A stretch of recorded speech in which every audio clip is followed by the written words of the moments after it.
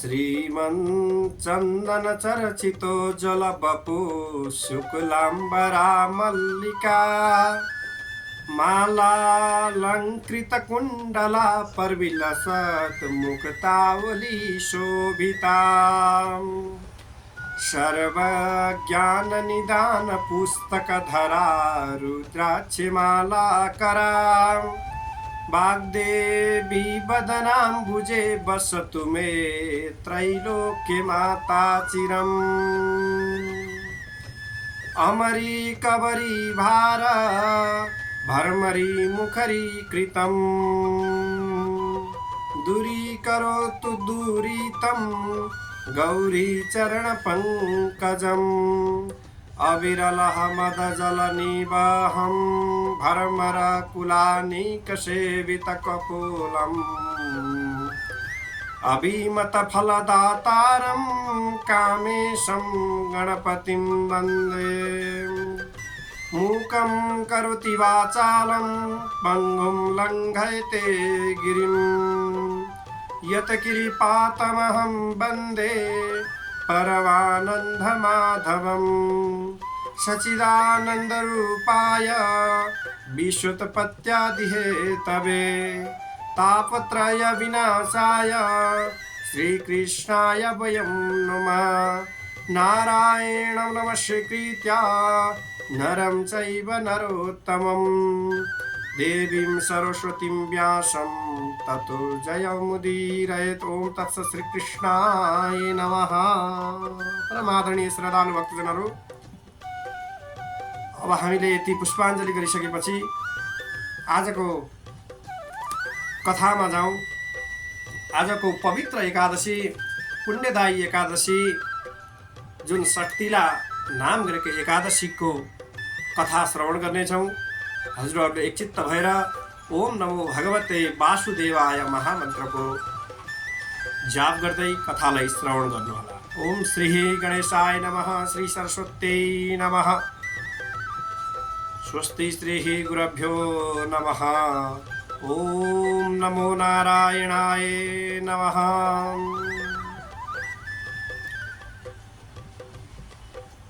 दाल्भ्या उवाच मर्ते लोके तु सम्प्राप्ता पापं कुर्वन्ति जन्तवः ब्रह्महत्यादि पापैषु अन्यैषु विविधयुतां परदर्व्यपहारस्य परवेशनमोहिता कथं न यान्ति नरकान् ब्रह्मान् ततः ब्रूहि तत्त्वतम्। अनायासेन भगवन् दानेन अल्पेन केनचित् पापं प्रशममायाति येन तत् वक्तो महसि। दाल्भ्या नाम गरेका ऋषिले भन्नुभयो, हे ब्राह्मण, मर्ते लोकमा जन्मेका प्राणीहरू पाप गर्दछन्। ब्रह्महत्या आदि पापले र अरू पनि नाना प्रकारका पापले युक्त हुन्छन्। त्यस्ता अर्काको धन हर्ने र दुर्व्यसनमा लागि परेका प्राणीहरू के गर्दा हुँदै नरकमा पर्दैनन्। हे ब्राह्मण, त्यो कुरा यथार्थ तरहले भन्नुहोस्। हे भगवान, कुन चाहिँ सानो भन्दा सानो थोरै दानले पनि सजिलैसित जे गर्दा पाप शान्त हुन्छ अर्थात् सेलाउँछ, त्यो कुरा बताइ बक्सियोस्। तब पुलस्त्यले भन्नुभयो, हे भाग्यमानी दाल्भ्य, साधु अर्थात् बेस्यो गुह्य अर्थात् गुप्त कुरो तिमीले सोध्यौ, जो कुनै ब्रह्मा विष्णु इन्द्र आदि देवताले पनि सोधेका छैनन्। हे द्विजोत्तम ब्राह्मण श्रेष्ठ, तिमीले सोधिएको म त्यो गुप्त कुरो बताउँदछु। माघ महिना आएपछि तब नुहाई धुवाई गरिकन शुद्ध हुनु, जितेन्द्रिय अर्थात् इन्द्रियहरूलाई जितेर संयमी हुनु। काम, क्रोध, अभिमान, घमण्ड, ईर्ष्या, डाह, लोभ अर्थात् अर्काको कुरा लगाउने कुराहरू, सबै प्रकारका यस्ता नराम्रा कार्यहरूलाई त्यागिदिनु र हात पाउ शुद्धसँग पखालेर धोई पखाली गरिकन भगवानलाई मनले हृदयबाट नै स्मरण गर्दै सम्झनु र अनि त्यो संयमी जनले भुइँमा नझरेको गोबर ल्याउनु र त्यसमा तिलहरू छरेर कपास मिलाएर डल्ला बनाउनु। ती डल्ला 108वटा बनाउनु। यसबारे कुनै प्रकारको विचार गर्ने काम छैन। तब माघ लागेपछि यदि माघको आरम्भमै भए पनि अथवा उसका कृष्ण पक्षको सुरुमा नै भए पनि व्रतका नियमहरूको आरम्भ गर्नु। त्यसपछि पुत्र प्रदान गर्ने एकादशीको व्रत लिनु। अब त्यस व्रतमा गर्नुपर्ने विधान विधि मबाट सुन। प्रथम त नुहाई धुवाई सावधान भएर श्रद्धा भक्तिपूर्वक देवदेव भगवानको पूजा गरेर पूजा गर्दा हाच्छिउँ अथवा हाई आयो भने सर्वदा कृष्णको नाम लिएर रातमा जागराम गर्नु र रातमा नै ती 108 डल्लाले हवन पनि गर्नु। पूजा गर्दा शङ्ख चक्र गदा पद्म हातमा लिने। देवताहरूका पनि देवता विष्णुको पूजा गर्नु। पूजा गर्दा श्रीखण्ड चन्दन सेता सुगन्धित फुल कुमकुम कपुर चिनी हालेर बनाएका नाना प्रकारका नैवेद्य चढाएर गर्नु। त्यसपछि बारम्बार कृष्ण कृष्ण भन्ने नामहरूको कीर्तन गर्नु। कुभिन्ड वा नरिवल अथवा बिमिरोले ती नपाए सुपारी नै भने पनि अर्घ्य पात्रको पञ्चामृतमा राखिकन विधिपूर्वक अर्घ्यको जलमा जनार्दनको पूजा गर्नु। अर्घ्य पात्र उठाइकन पूर्व फर्किकन धारा लाएर भन्दै जानु, हे कृष्ण, हे दयालु कृष्ण, अगति परेकालाई सद्गति दिने हे कृपालु कृष्ण, हे परमेश्वर, संसार रूपी समुद्रमा डुबेका मनुष्यहरूमाथि प्रसन्न रहनुहोस्। हे पुण्डरीकाक्ष, तपाईलाई नमस्कार छ भगवान। हे विश्वभावन, तपाईलाई नमस्कार छ। हे सुब्रह्मण्यायम, हे महापुरुष, हे पूर्वज, हे जगतपते, मैले दिएको अर्घ्यलाई लक्ष्मी सहित भएर ग्रहण गर्नुहोस्। त्यसपछि छाता जुत्ता वस्त्रहरूले ब्राह्मणहरूलाई पूजा गरेर जल भरिएको घडा दान दिनु र हात जोडेर श्री कृष्ण मेरा उपर प्रसन्न रहनु यस्तो भन्नु। हे द्विजोत्तम, शक्ति अनुसार सके कैली गाई पनि दान गर्नु पर्दछ। हे द्विज श्रेष्ठ, त्यसै अवसरमा चतुर र उदार जनले तिल भरिएको पात्र पनि दान गरोस्। हे मुनि, नुहाउनु, सेता र खानका लागि कला अर्थात् काला तथा दानका लागि दुवै प्रकारका तिल बेस उत्तम हुन्छन्। हे श्रेष्ठ ब्राह्मण, त्यस्ता तिललाई शक्ति अनुसार कसै गरे पनि दान गर्नै पर्दछ, किनकि तिल दान गर्ने व्यक्ति जति गेडा तिल दान गर्दछ त्यति नै 1000 वर्षसम्म स्वर्गलोकमा मजाले बस्न पाउँदछ, आनन्द भोग गर्न पाउँदछ, सुख भोग गर्न पाउँदछ। तिल मिलेको जलले नुहाउने, तिल पिसेर बनाएको उबटनले नुहाउने, तिल होम गर्ने, तिल मिलेको पानी नै पिउने, तिल नै खाने र तिल दान गर्ने गरे यी छबै प्रकार अर्थात् प्रकारले प्रयोग गरिएका तिल ती समस्त पापहरूलाई नाश गर्ने हुन्छन्। नारदले भने, हे कृष्ण, हे महाबाहु, हे भक्त भावन, तपाईलाई मेरो नमस्कार छ। षट्तिला नाम गरेकी एकादशीको व्रत गर्नाले प्राप्त भएको फल कस्तो हुन्छ भगवान, र त्यो व्रती कस्तो फल भोग पाउँदछ। हे यदुपति, यदि मेरा उपरमा प्रसन्न हुनुहुन्छ भने त्यो कुरो उपाख्यान कथासहित मलाई भन्नुहोस्। तब भगवान श्री कृष्णले भन्नुभयो, हे ब्राह्मण नारद, त्यसबारे जस्तो प्रकारको वृत्तान्त मैले देखेको छु त्यो तिमीलाई कहन्छु, ध्यान दिएर श्रवण गर। हे नारद, उहिले त्यहाँ मृत्युलोकमा एउटी ब्राह्मणी रहन्थिन्। ती त्यस बेला सधैँ व्रत गर्ने गर्थिन्, देवताहरूको पूजामा रत रहन्थिन्। मास उपवास गर्थिन् र सर्वदा मेरो भक्ति गर्थिन्। हे द्विजोत्तम नारद, भगवान कृष्णको नाममा उपवास व्रत गर्ने, मेरो पूजामा लागि पर्ने, तिनले सधैँ उपवास बस्दा बस्दा आफ्नो शरीरलाई अर्थात् कमजोर बनाएकी थिइन्। दीनानां ब्राह्मणानां च कुमारीणां च भक्तित गृहादिकं प्रेच्छन्ति सर्वकालं महामती। ती बुद्धिमती ब्राह्मणी दीन दुखी ब्राह्मणहरूलाई र कुमारीहरूलाई भक्तिपूर्वक सधैँ जसो घर आदि दान दिने गर्दथिन्। हे ब्राह्मण नारद, रातैभरि उनी अति कठिन व्रत गर्ने गर्दथिन्। त्यस्तो कठिन व्रतहरूले तिनको शरीर एकदम शुद्ध भयो, यसमा सन्देह छैन। किन्तु उनले शरीरको दुर्बलताले गर्दा भिक्षा माग्ने वैष्णवजनलाई कहिल्यै अन्नदान गरिनन्, जसले प्राणी अत्यन्त तृप्त हुन्छ। हे ब्राह्मण नारद, यो कुरो जान्ने इच्छाले म मृत्यु लोकमा गएर जटाधारी रूप लिएर भिक्षा पात्र थापेर अर्थात् उनैसँग भिक्षा मागे। कस्मात् मा गतो ब्राह्मण वदः यस्मात् समागत, पुनरेव मया प्रोक्तं देहि भिक्षां च सुन्दरी। यसरी तब ती ब्राह्मणीले भनिन्, हे ब्राह्मण, तपाईँ कहाँबाट आउनु भएको हो? जहाँबाट आउनु भएको हो त्यो बताउनुहोस्। फेरि पनि मैले हे सुन्दरी भिक्षा देऊ भने। तर तिनले एकदम रिसाएर मेरो भिक्षा पात्र तामाको भाँडामा जब ती स्त्रीले माटाको ढेला हालिदिन्, त हे ब्राह्मण नारद, फेरि म लगत्तै स्वर्ग गए।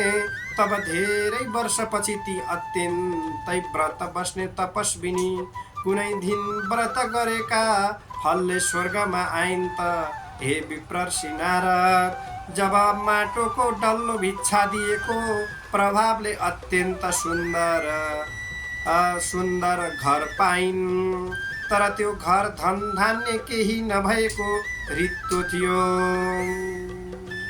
जब उनले त्यस घरमा हेरिन् त उहाँ उनले केही पनि देखिनन्। हे ब्राह्मण नारद, तब त्यस घरबाट निस्केर सोझै म भएको ठाउँमा आइन्।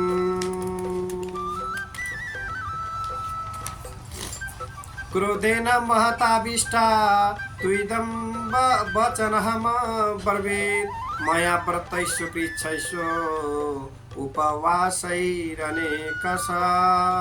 पूजयाराधितो देव सर्वलोकस्य भावना, न धनं दृश्यते किञ्चित् गृहे मम जनार्दन। यसरी र भयंकर क्रोधले चुरमुरिँदै यो वचन बोलिन्, मैले कठिन व्रतहरूले र अनेक प्रकारका उपवासहरूले अनि सारा त्रिलोकका भावन अर्थात् रचयिता श्री जो भगवान विष्णु भगवान हुनुहुन्छ पूजाहरूले उहाँको आराधना गरे। तर पनि हे जनार्दन, मेरो घरमा केही पनि धन देखिँदैन। तब मैले उनलाई जसरी आएकी छौ त्यसै गरी आफ्नो घरमा जाऊ। उहाँ चाँडै नै अर्थात् अचम्म आश्चर्यचकित भएका देवपत्नी अप्सराहरू आश्रयले उत्सुक हुँदै तिमीलाई हेर्न अर्थात् भेट्न आउनेछन्। त तिमीले सर्तिला नाम गरेको एकादशीको पुण्य माग्दै ढोका नखोल्नु। मैले उनलाई यति भनेपछि जब ती मानुषी ब्राह्मणी गइन् त तब हे नारद उसै समयमा देवपत्नी अप्सराहरू पनि त्यहाँ आइपुगे। ताविसो कथितं तत्र त्वं द्रष्टुं हि समागता, द्वारमुद्घाटय त्वं च पश्यामस्त्वं शुभानने।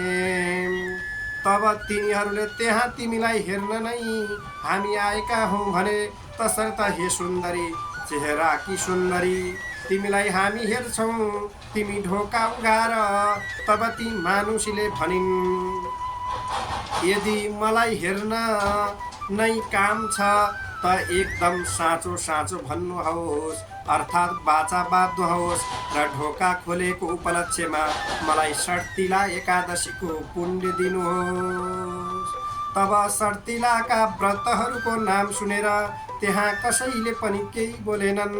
तब त्यहाँ अर्कीले चाहिँ म मानुषी मान्छे अर्थात् मान्छेलाई हेर्छु बरु षट्तिलाको पुण्य दिन्छु भनिकन तब तिनीहरूले दैलो उघारेर ती मान्छेलाई देखे। त्यो हेरिरहँ जस्ती अत्यन्त राम्री थिइन्। न त त्यो देवी जस्तै थिए, न गन्धर्वी जस्तै थिए, न दानवी जस्तै नै थिइन्, न त पन्नगी अर्थात् नागकन्या जस्तै थिइन्।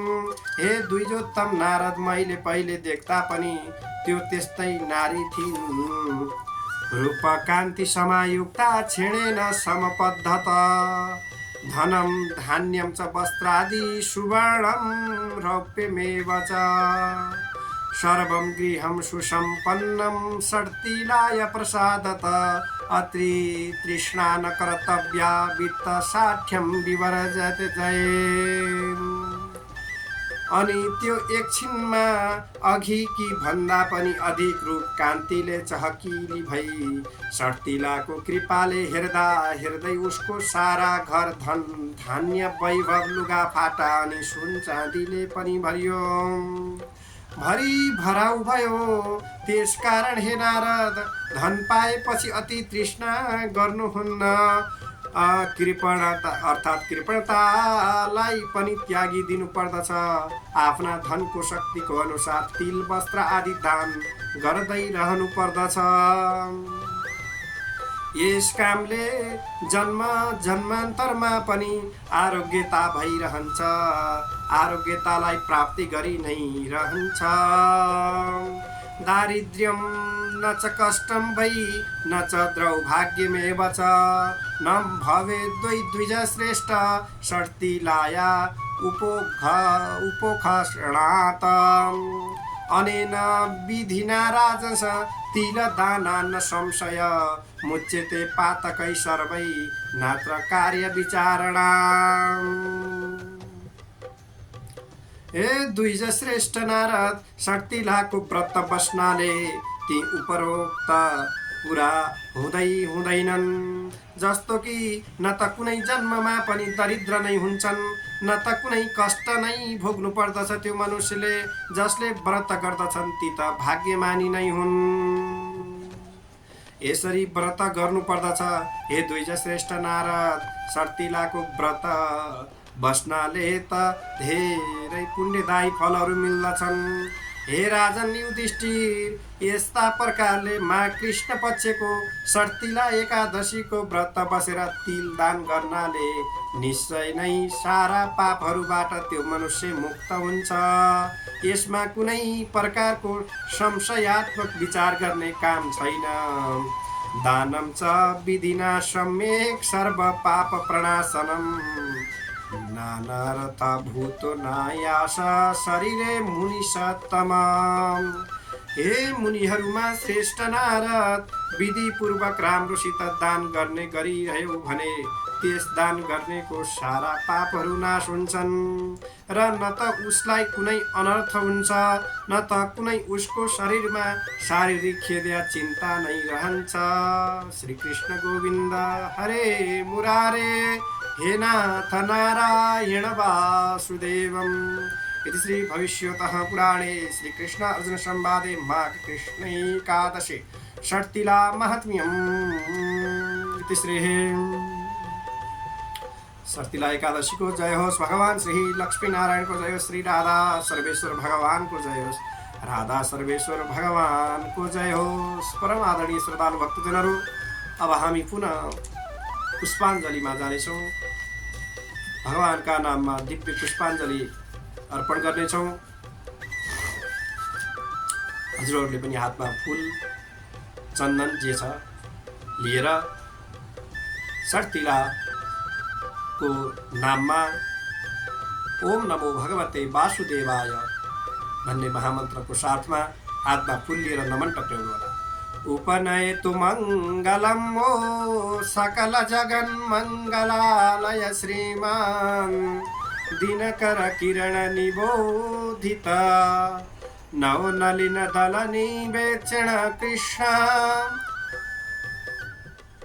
तत्रैव गंगा यमुना च तत्र गोदावरी सिन्धु सरस्वती च तीर्थानि सर्वाणि वसन्ति तत्र यत्र च्युतदार कथा प्रसंग काले प्रसृतपर्जन्या पृथिवी शशिशालिनी देशोऽयं स्वरहितो ब्राह्मणा सन्तु निर्भयाः अपुत्रा पुत्रिणः सन्तु पुत्रिणः सन्तु पौत्रिणां निर्धना सधना सन्तु जीवन्तु शरदां शतम् अतसी कुसुमोपमेया कान्ति यमुना कूलकदम्बमूलवरती नवगोपवधू विलासशाले वनमाली वितनोतु मङ्गलम्। ओम तत्सतः श्रीकृष्णार्पणमस्तु। ओम नमो भगवते वासुदेवाय।